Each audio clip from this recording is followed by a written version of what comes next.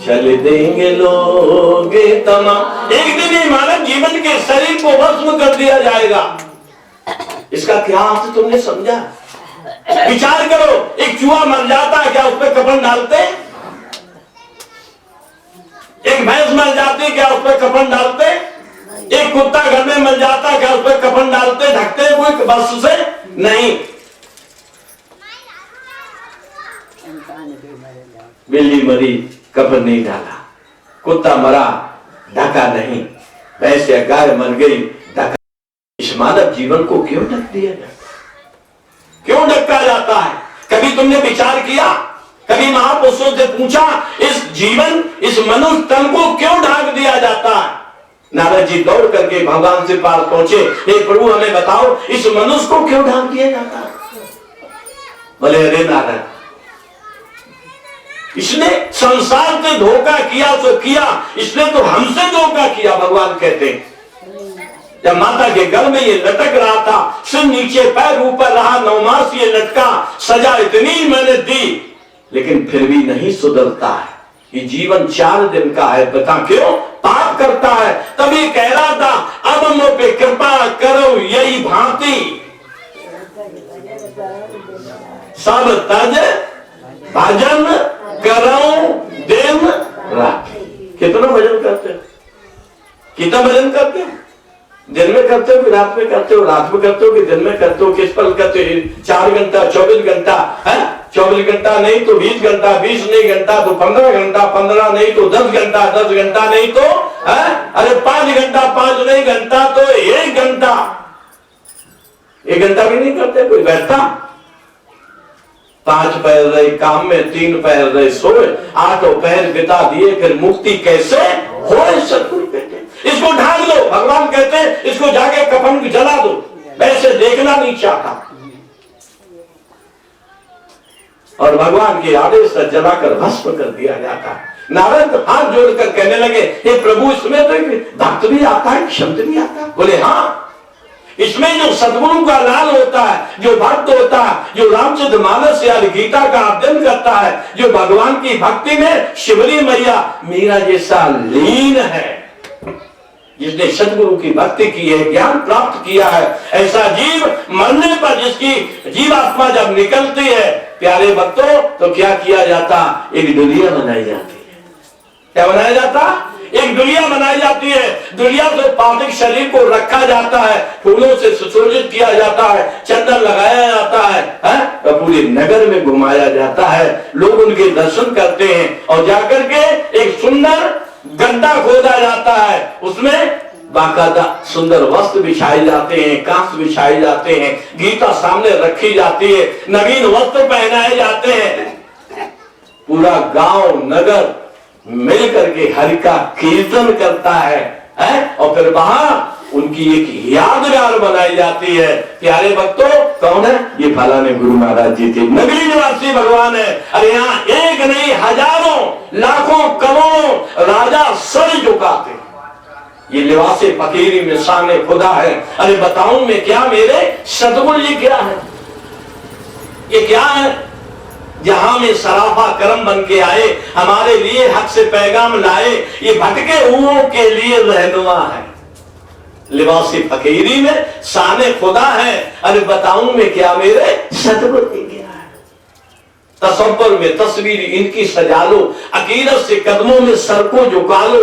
ये रूहे खुदा आले उल अबनिया, ये सारी रूहों के शहंशाह है। जिस परमात्मा ने आपको मानव जीवन दिया, और मानव जीवन देने के बाद खुद में खुद बैठ गया, खुद बैठा, खुद बैठा है। तो हमको क्या करना है? हमको क्या करना है?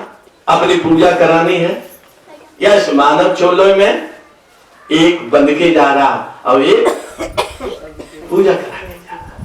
विचार करो, ये हमारे ऊपर, हम समझे। एक नगर में एक बालक घूम रहा था। तीसरी बात से समझो, एक नगर में एक बालक घूम रहा था। 2 रुपए कोयले ले लो, 2 रुपए कोयले ले लो, 2 रुपए कोयले ले लो। क्या ले लो? बोलो, कितने रुपए किलो बताएं? ₹2 किलो ले लो। राजा उधर से निकला, मंत्री निकला।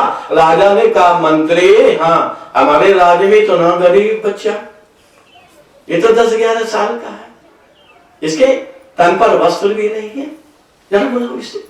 तुरंत उसे बुलाया गया। ओके बेटे, क्या बात है, आपके माता पिता नहीं? बोले माता पिता तुम्हारे बचपन में 1 साल के थे तभी छोड़कर चले गए। फिर क्या करते हो बेटा? कुछ नहीं महाराज जी, कुछ धंधा जानता नहीं हूँ, जंगल जाता हूँ, लकड़ी काटता हूँ और ₹2 उसे कोयला बनाता हूँ, ₹2 किलो के भाव बाजार में बेचता हूँ। दूसरा कोई बिजनेस, कोई धंधा हमें नहीं मालूम है प्रभु। कोई नहीं मालूम? हाँ, कोई भी नहीं मालूम। फिर राजा ने कहा, अरे मंत्री ऐसा करो, ये बेचारा जंगल जाता है, शेर भगत है, इसे खा लेंगे। ऐसा करो, ये कुबेरपुर के बगल में जो 84 बीघे का बाग है, इसको दे दो। 84 बीघे का बाग जब दे दिया गया प्यारे भक्तों, और राजा और मंत्री चले गए। और राजा और मंत्री जब चले गए, उस 84 बीघे के बाग को पुत्र क्या कर रहा है? एक पेड़ काट रहा, उसे कोयला बनाता और बनाकर ₹2 किलो के भाव उसी गति से कोयले ले लो, ₹2 किलो ले लो, बेचता। 10 वर्ष हो गए उसे बेचते बेचते। 10 वर्ष जब बेचते बेचते हो गए, एक दिन राजा वहां से गुजरे, उन्होंने देखा ₹2 कोयले ले लो। राजा ने कहा, मंत्री अरे जरा देखो तो ये वही बालक है क्या? मंत्री ने कहा, हाँ प्रभु ये वही बालक है। इसे बुला। उसे तुरंत बुलाया गया, ये बालक, हाँ अभी तुम्हारी गरीबी खत्म नहीं हुई? बोले महाराज गरीबी कैसे खत्म हो, हम तो काम वही कर रहे हैं। पहले जंगल जाते थे, लकड़ी काटते थे, अब आपने बगल में ही दे दिया, सड़क के किनारे बाग दे दिया। अब काम नहीं करता। काम क्या करता हूं? वही काट कर लाता हूं,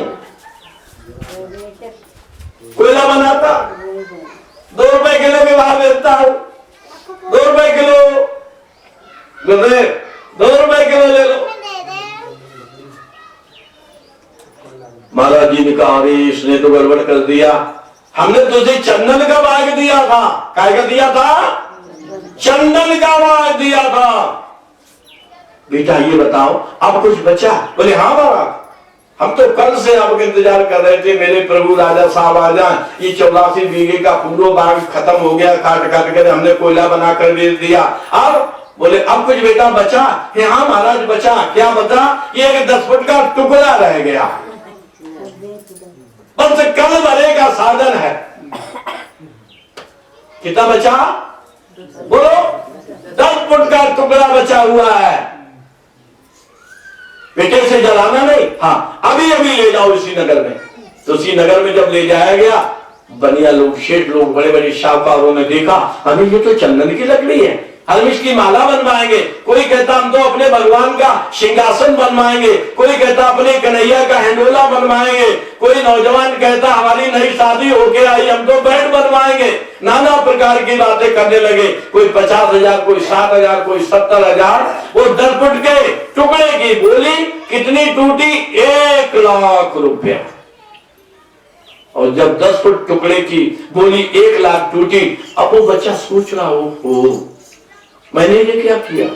10 फुट के टुकड़े की कीमत 1 लाख, और मैंने तो ऐसे करोड़ों टुकड़े ऐसे ही नहीं बेचे, मैंने तो समय बेकार कर दिया और कोयला बना बना कर उनकी कीमत करके ₹2 किलो के भाव बेच।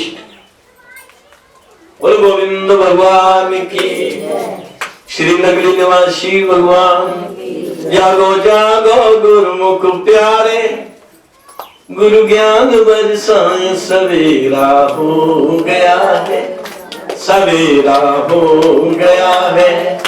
जागो जागो गुरुमुख प्यारे, गुरु ज्ञान बरसाए, सवेरा हो गया है, सवेरा हो गया है।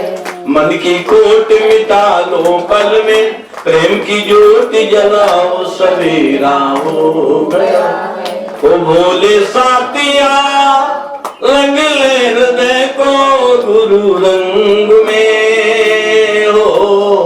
ओ भोले साथिया रंग ले हृदय को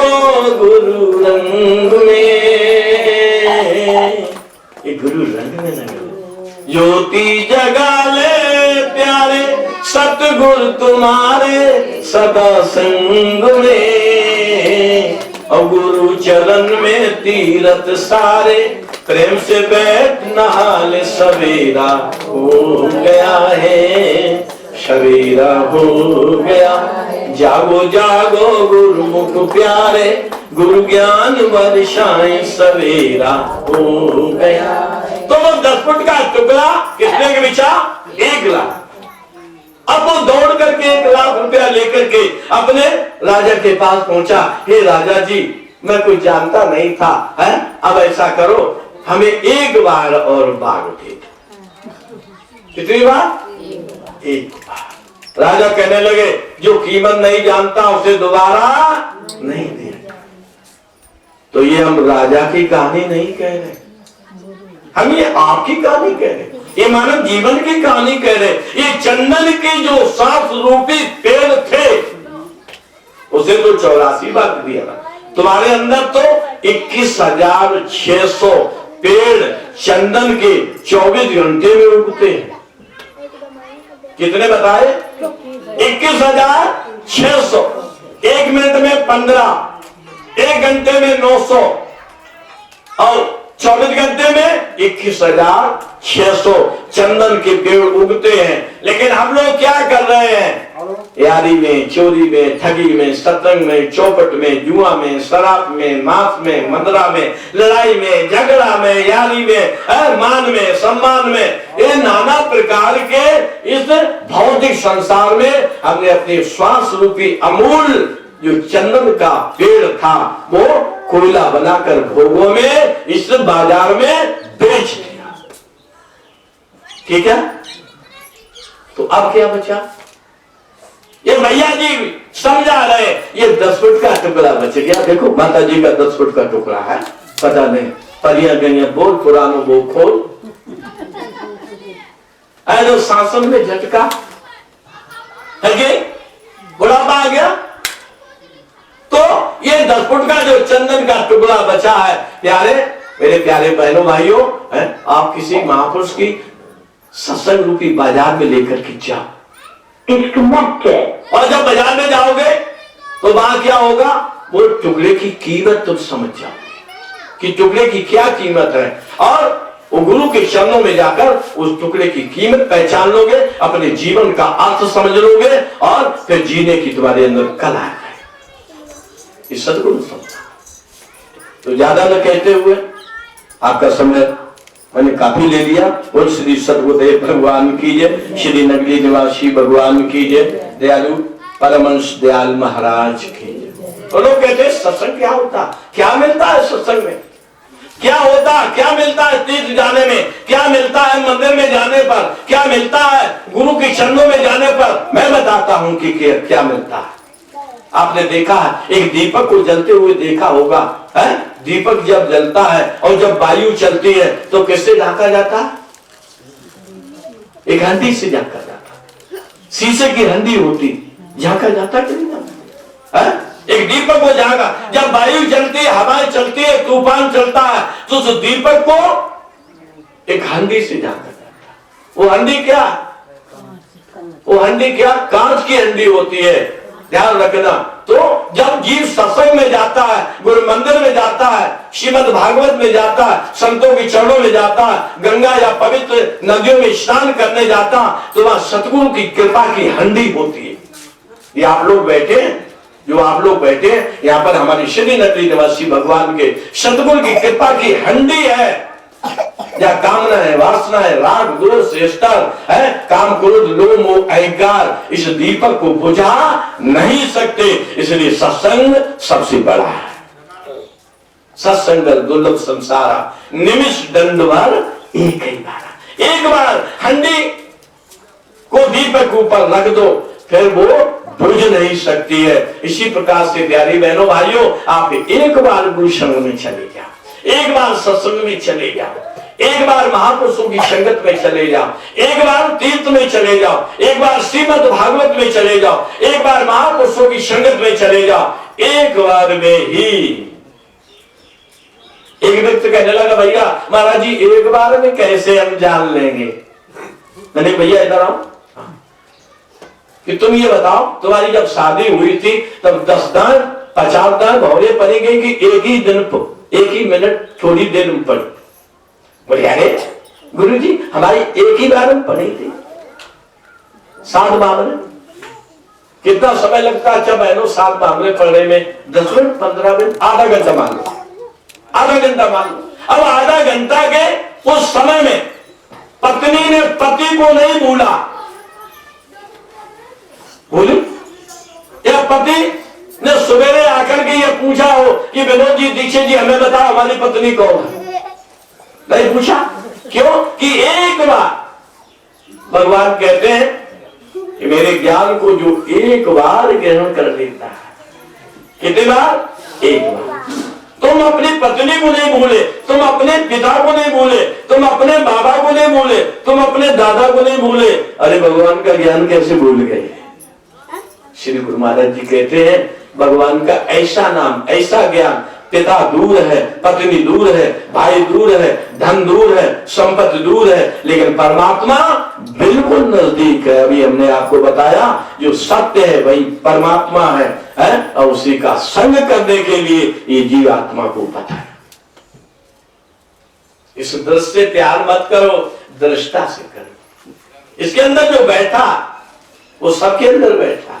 सिया राम में सब जग जानी, करुण प्राण जोर जुग पानी। ऐसे परमात्मा से आप प्रेम करो, वही जीवन का सार है, बाकी सब बेकार। बोलो गोविंद भगवान की।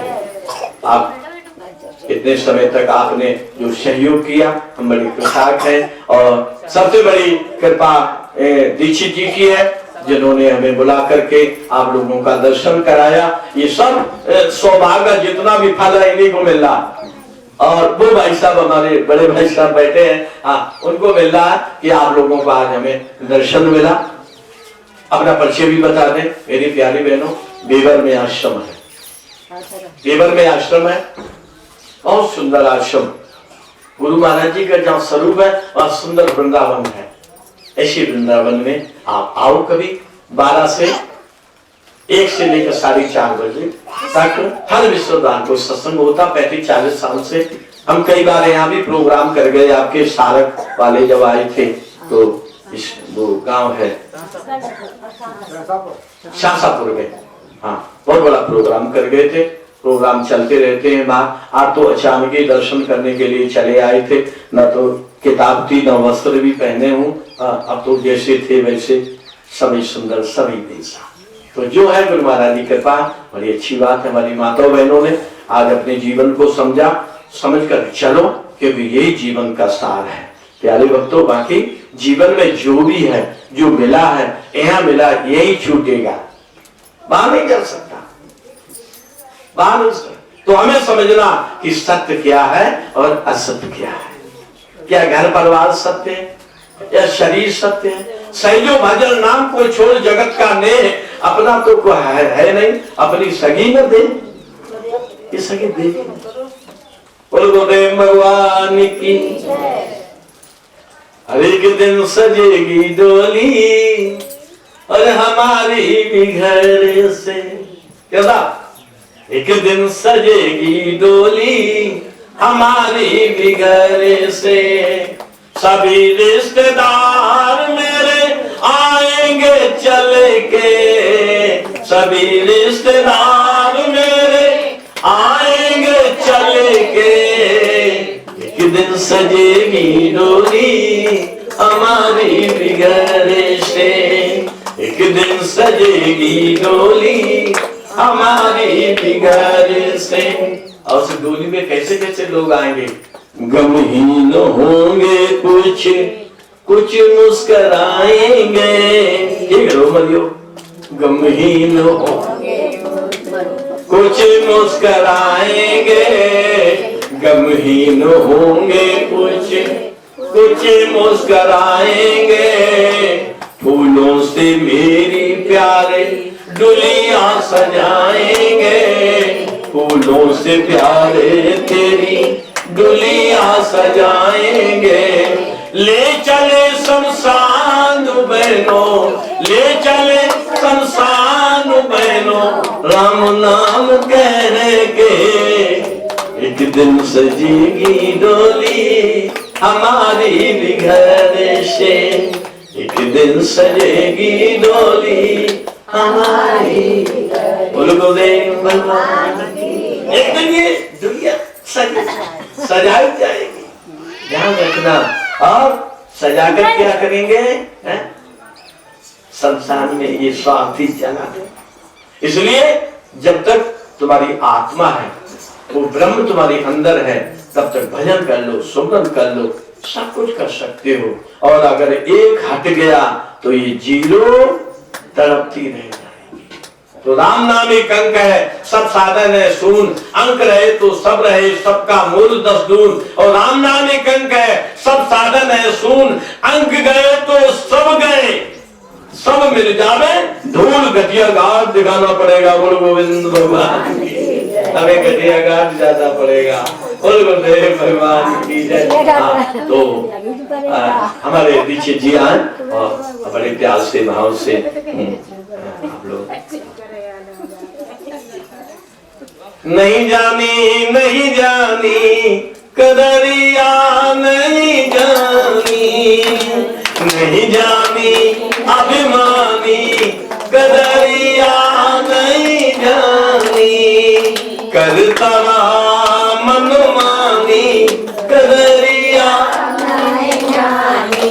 फिर कभी समय मिलाएगा सुंदर सुंदर भजनों के साथ आपको प्यारा अध्यात्म ज्ञान, आत्मज्ञान, तत्व ज्ञान, नाम की महिमा। नाम का तो कुछ बोल ही नहीं पाए, नाम महिमा। हम लोग तो क्या बताऊं बहनों, हम लोग तो ऐसे हैं कि आप बैठा गोविंद गुरु महाराज की रहमत है आप। हाँ बस राम कथा जब कहता हूँ तो मैं तो खुद रोता, मेरे राम का जब वनवास करता हूँ मैं खुद रोता हूँ।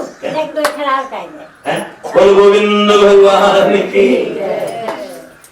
अरे कि बेदना तेरे लेख किसी के समझना तेरे, जन जन के प्रभु राम लखन सिए बन को जाते।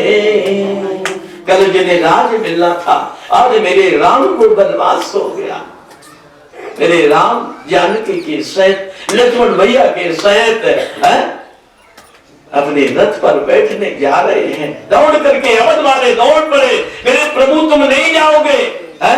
अरे जा राम ता अवध समाजू, बिन रघुवीर अवध नहीं काजू। ऐसा अवध में रह करके हम क्या करेंगे जहाँ मेरे राम नहीं है। कृपा सिंधु बहुविध समझाई, फिर प्रेम मत फिर आई। अरे मेरी लाडली बिटिया की जब आप विदा करते हो, मेरी बेटी दौड़ दौड़ के अपने मैया को लिपटती है, चली जाती है दूर। बेटी अब जाओ, गाड़ी जा रही है, बेटी वहां तक जाती है, लेकिन फिर रोकर के अपनी मैया से लिपट जाती है। यही हालत है अवध वालों की। अवध वाले जाते हैं और दौड़ करके अपने श्री राम के रथ को घेर लेते हैं और क्या कहते हैं पता? कि मत जाओ हे राम अयोध्या, छोड़ के मन मती जाओ।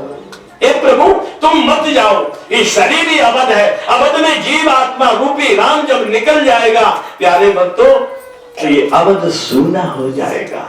इसमें जितनी भी नारियां हैं, इसमें जितने रहने वाले प्राणी हैं, ये सब रोएंगे। और घेर लिया रथ को, क्या कहने लगे? कृपा सिंधु बहु विध समझाई, फिर प्रेम वश फिर आई। दौड़ कर चले आते, प्रभु हम तुम्हें छोड़ेंगे नहीं, हमें छोड़ करके मत जाओ। रो रहे हैं। अवध वाले ने रथ घेर लिया। सुमंत जी कह रहे हट जाओ, जाओ महाराज दशरथ को देखो, राम तो वनवास जा रहे हैं। राम कहने लगे रघुकुल रीत सदा चले आई, प्राण जाए पर वचन न जाई। राम कहते हैं कि हे प्यारे भक्तों लौट जाओ, मुझे जाने दो। अवध वाले कहते हैं प्रभु हम नहीं जाएंगे, नहीं जाएंगे। जा मेरे सिया राम बिन सुख कहूं ना, जहां मेरे राम है, जहां मेरे सिया है। तो रो रहे, कहते हैं क्या, मत जाओ मत जाओ हे राम अयोध्या, छोड़ के वन मत जाओ। बिलक रहे हैं सब नर नारी, सूनी पड़ी है महल अटारी। बिलक रहे हैं सब नर नारी, सूनी पड़ी है महल अटारी। अरे बिन दर्शन के कैसे रहेंगे, बिन दर्शन के कैसे रहेंगे, रघुवर हमें बताओ। हे प्रभु आप नहीं जा सकते, मत जाओ मत जाओ हे राम अयोध्या, छोड़ के वन मत जाओ। बिलक रहे हैं सब नर नारी, सूख गई है अवधि की गलियां, मुरझा गई है खिलती कलियां। सूनी पड़ी है अवध की गली। राम जा रहा, मेरा राम जा रहा, मेरा राम जा रहा, दौड़ पड़े अवध वाले, रथ को घेर लिया। सूनी पड़ी है अवध की गलियां, मुरझा गई है खिलती कलियां। अवकियां हेर रही दशरथ की, क्या दर्श होगा विचार करो। जा मेरे महाराज दशरथ के नयन तड़प तड़प कर अपने राम को बुला रहे, हे राम मुझे छोड़ के मत जाओ राम। अखियां हेर रही दशरथ की, छूटे प्राण सहारे, मत जाओ मत जाओ हे राम अयोध्या, छोड़ के वन मत। कृपा सिंधु बहु कोई नहीं लौट रहा है। अवध वाले साथ जहाँ राम था अवध समाजू, बिन रघुवीर अवध नहीं काजू। हम अवध में नहीं रहेंगे, सभी चलते साथ। आपने सुना होगा श्री रामचरितमानस में प्यारी ज्यादा में कहते हुए, किसी दिन फिर आएंगे, जब भैया जी बुलाएंगे ये फिर आएंगे, उस समय आपको रात्रि में राम कथा सुनाएंगे। ठीक है, बोल गुरुदेव भगवान की जय, श्री नगरी निवासी भगवान की जय, दयालु परमहंस दयाल महाराज।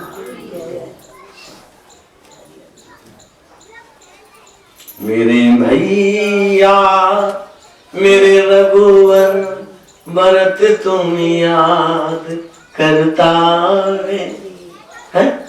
भरत का वियोग विदीर्ण कर देता हृदय को प्यारे भक्तों, इसलिए फिर कभी राम की कथा भी सुनाएंगे आपको। और आज जो प्यारा सत्संग आपने सुना है, इसे सुनकर के आप अपने जीवन में जरूर ढालेंगे, तभी जीवन का लाभ मिलेगा। बोले श्री सद्गुरुदेव भगवान की जय, श्री नगली निवासी भगवान की जय, दयालु परमहंस दयाल महाराज की जय। और नगली साथ प्रतिवर्ष 2 बसें जाती हैं बेबस से। प्यारे भक्तों, जिस किसी को जब भी जाना हो तो बेबर जरूर संपर्क कर लें। बोल गुरुदेव भगवान की। आ जाओ। आश्रम पता बता दे महाराज जी। आश्रम बस स्टॉप से थोड़ा पहले ही है, वहां पर किसी से पूछ लेना, गायत्री नगर बेवा, बालाजी मंदिर के पास नगली निवासी भगवान का आश्रम। और ये कह देना भैया जी, हमसे भैया जी कहते, भैया जी अच्छा भैया जी मिलेंगे। हर विस्पत को मैं कहीं बाहर प्रोग्राम नहीं लेता हूँ, हर विस्पत को बेवर में ही प्रोग्राम होता है। करीब 25-30 साल से आश्रम बना है आपका सुंदर, वृंदावन जैसा। गुरु महाराज जी विराजमान है वहाँ, बड़ा ही सुंदर। माता रानी का भव्य मंदिर भी है, भगवान शिव का भी बड़ा सुंदर मंदिर है, और अंदर श्री गुरु महाराज जी का दरबार है। आप सब लोग आए, दर्शन करें और जीवन को लाभान्वित करें। बोल श्री गुरुदेव भगवान।